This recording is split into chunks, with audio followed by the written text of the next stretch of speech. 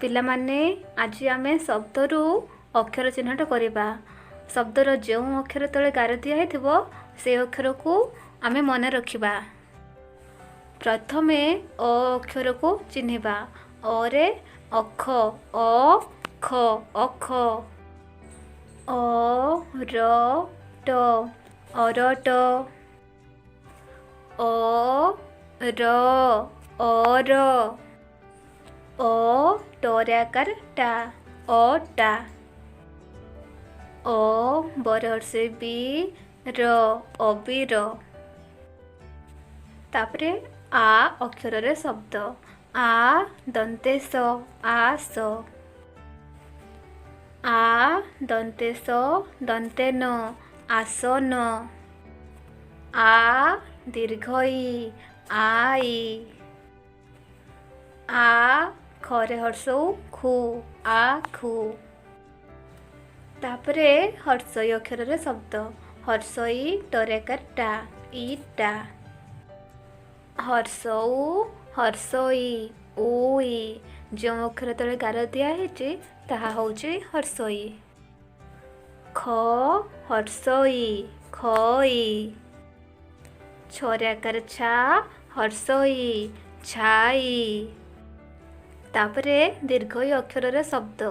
ଆ ଦୀର୍ଘଇ I.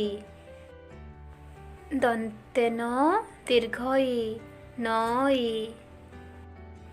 ଅନ୍ତସ୍ଥ ଜରେକାର ଯା ଦୀର୍ଘଇ ଯାଇ। ଗରେ ଆକାର ଗା ଦୀର୍ଘଇ ଗାଇ। ତାପରେ ହର୍ଷଉ ଅକ୍ଷରରେ ଶବ୍ଦ। ହର୍ଷଉ ହର୍ଷଇ ଉଇ। ହର୍ଷଉ ମୂର୍ଧନ୍ୟଷରେ ଆକାର ସା ଉଷା। ହର୍ଷଉ ଦ ୟ ଉଦୟ। ହର୍ଷଉ ଦ ର ଉଦର। ତାପରେ ଦୀର୍ଘଉ ଅକ୍ଷରରେ ଶବ୍ଦ। ଦୀର୍ଘଉ ଦନ୍ତେ ନ ଉନ। ଦୀର୍ଘଉ ମୂର୍ଧନ୍ୟରେ ଆକାର ଣା ଉଣା। ତାପରେ ରୁ ଅକ୍ଷରରେ ଶବ୍ଦ। ରୁ ମୂର୍ଧେଣ ଋଣ। ତାପରେ ରୁ ତରେ ହର୍ଷଉ ତୁ ଋତୁ।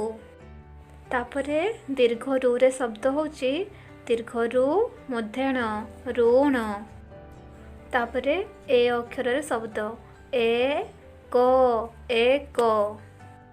କ ଏ ଦରେ ଦୀର୍ଘଇ ଦି କଏଦି। ଏଠାରେ ଏ ମଝିରେ ଅଛି। ଏ ଗରେ ଆକାର ଗା ର ଏଗାର। ଏ କ ଦରେ ଆକାର ଦା ଏକଦା। ତାପରେ ଐକୁ ନେଇ ଶବ୍ଦ।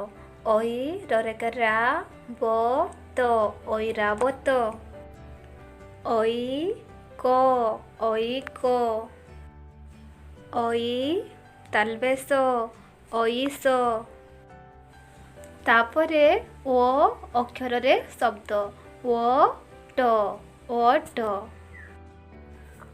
ଓ ବର୍ଗେ ଜ ଦନ୍ତେ ନ ଓଜନ।